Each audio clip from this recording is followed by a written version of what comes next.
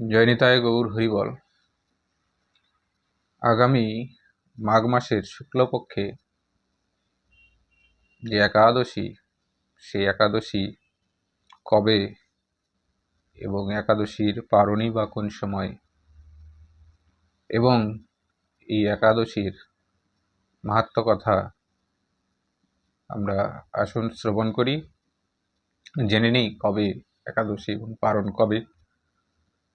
সকলকে অনেক অনেক শুভেচ্ছা ভালোবাসা জানিয়ে শুরু করছি।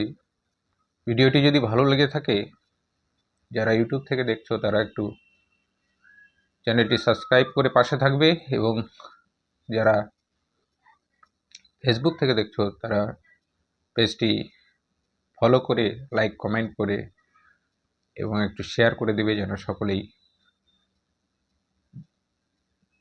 একাদশীর দিনক্ষণ, পারণের সময় এবং ব্রত মহিমা সকলেই জানতে পারে। জয় নিতাই গৌর হরিবল। তো মাঘ মাসের শুক্লপক্ষে এই একাদশী অনেকে ভীম একাদশী বলে থাকেন,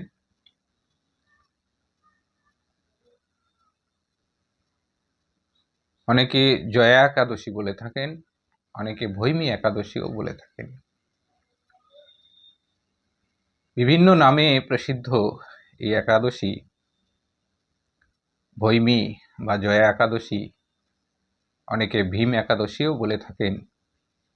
তো এই একাদশী কবে আসুন জেনে নিই।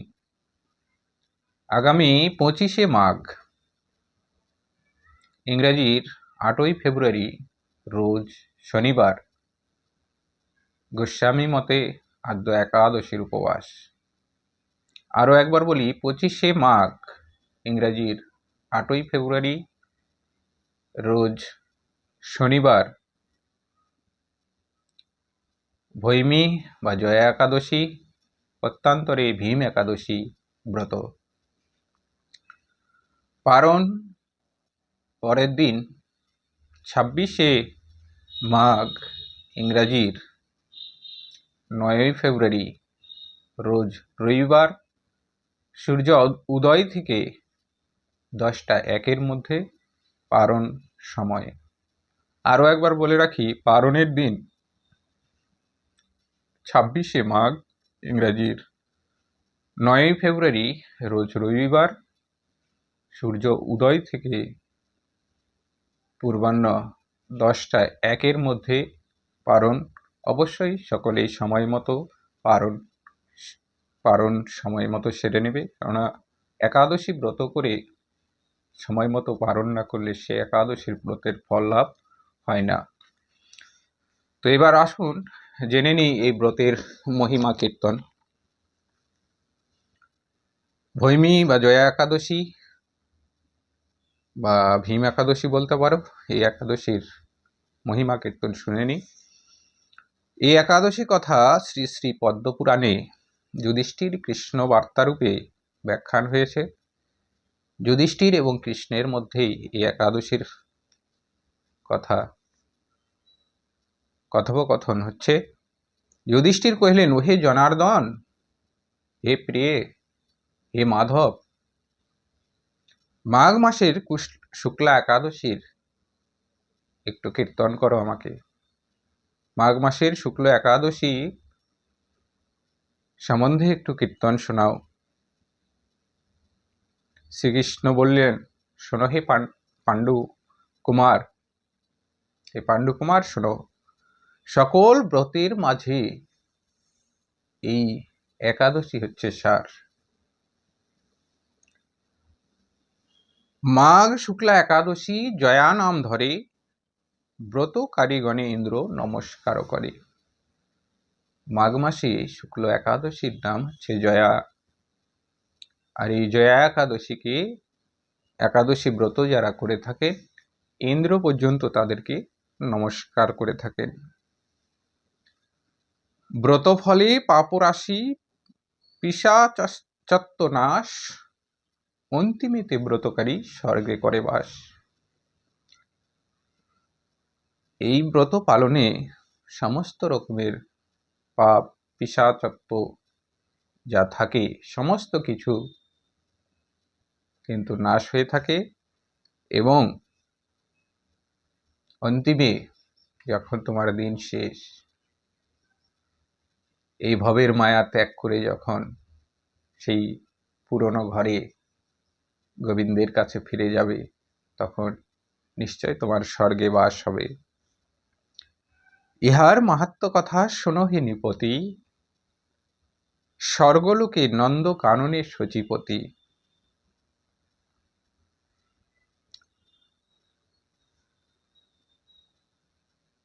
স্বর্গলোকে নন্দকাননে সচিপতি, একদিন গন্ধর্ব অপ্সরাগণ শনে, নিত্য গীত হেরিছেন আনন্দিত মনে।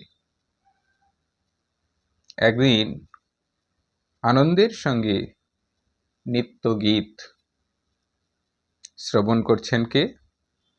ইন্দ্রদেব। চিত্রসেন গন্ধর্বের পুত্র পুষ্পবান, তার পুত্র মূল্যবান অতি রূপবান।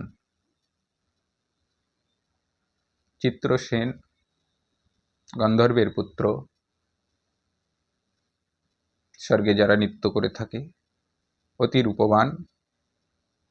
এক গন্ধর্বের কন্যা নাম পুষ্পবতী। পুষ্পবতী, এক পুষ্পবতী নামের এক কন্যা, গন্ধর্বের কন্যা, আকৃষ্টা হইল অতি মাল্যবান প্রতি।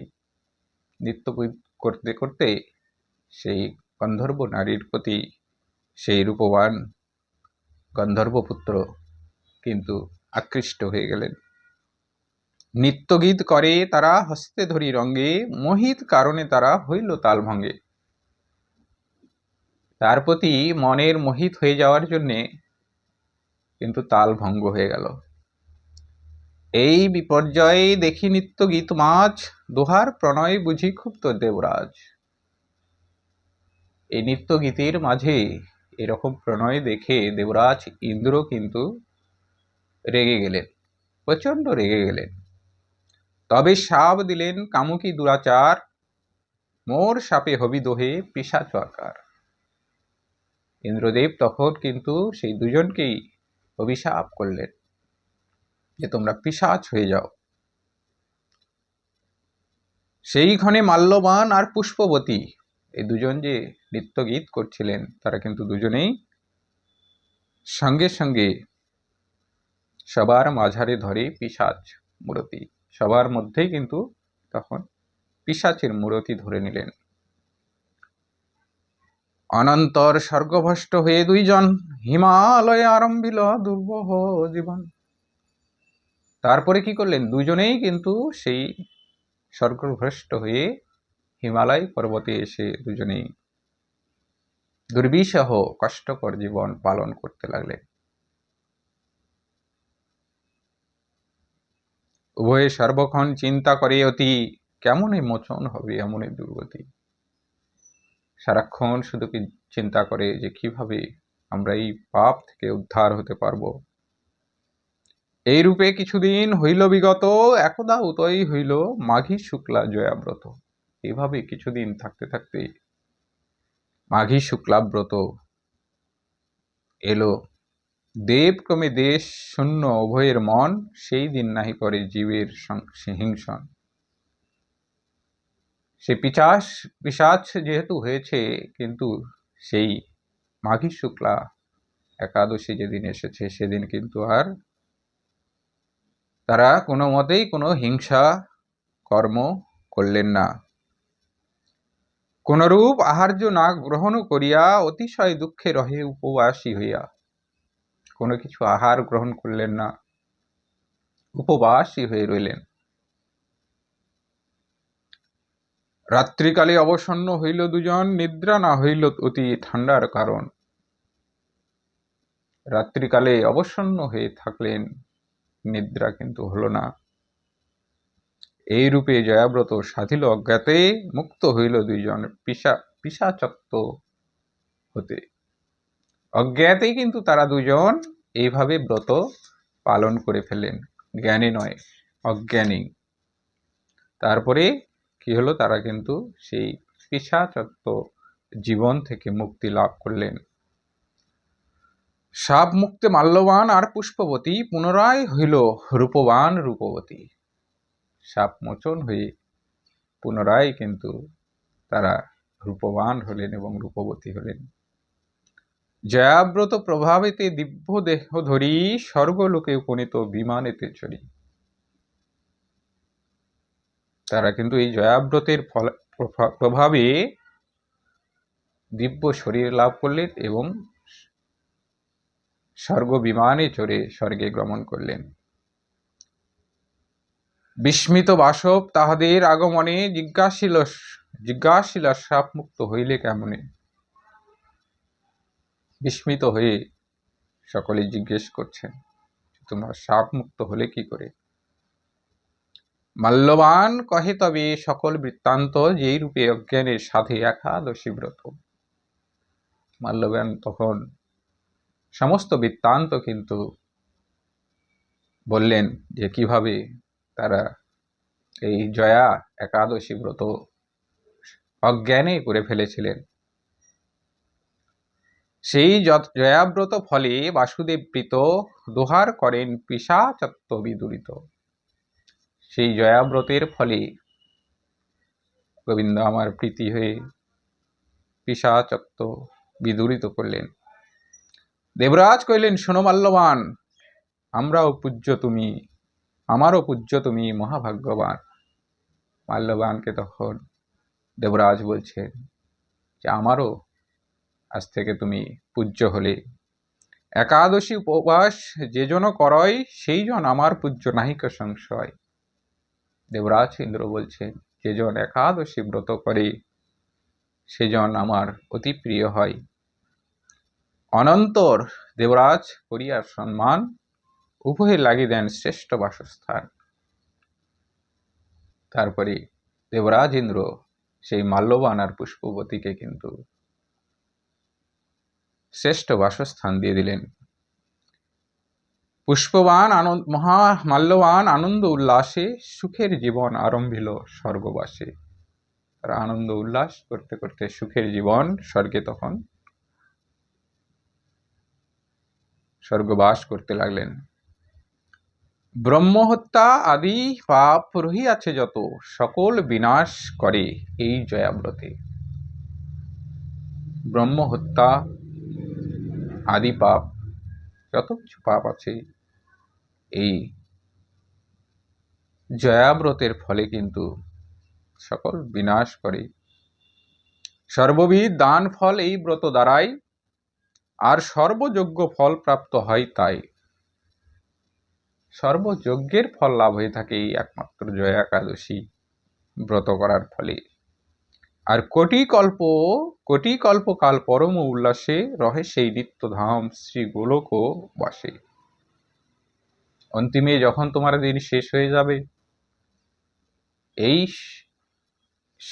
এই জন্মে যখন এই মর্তধামে যখন সমস্ত তোমার দিন শেষ হয়ে যাবে, তখন তোমার দিন শেষ হয়ে যাবে, তখন নিত্যধাম শ্রী গোলক বাস করবে। জরায় মাহাত্ম্য কথা যে করে শ্রবণ, কিংবা ভক্তি ভরে যদি করে অধ্যয়ন। এই জয়া মাহাত্ম্য কথা কেউ যদি, জয়ার মাহাত্ম্য কথা কেউ যদি শ্রবণ করে এবং ভক্তি ভরে অধ্যয়ন করে, তবে লাভ করে অগ্নিষ্ঠম যজ্ঞ ফল আর মহানন্দ সহ পরম মঙ্গল। অগ্নিষ্ঠম যজ্ঞের ফল লাভ হয়ে থাকে আর মহানন্দে সব পরম মঙ্গল লাভ হয়ে থাকে। নিতাই গৌর হরিবল। যদি ভিডিওটি ভালো লেগে থাকে, সকলের কাছে বিনীত প্রার্থনা আমার কৃষ্ণ কথা চ্যানেলটি সাবস্ক্রাইব করে পাশে থাকবে। আর যারা ফেসবুক থেকে দেখছো তারা পেজটিকে ফলো করে পাশে থাকবে। এই ধরনের সমস্ত ভিডিওগুলো যেন পাও, তার জন্য একটু বেল আইকনটি টিপে রাখবে, তাহলে নোটিফিকেশনগুলো আসবে এবং সকলেই জানতে পারবে কবে কি ব্রত কথা আছে, কবে কি একাদশী আছে এবং বিভিন্ন গ্রন্থ হইতে ভাগবত কথা, কৃষ্ণ কথা শ্রবণ করার জন্য পাশে থাকুন। নমস্কার।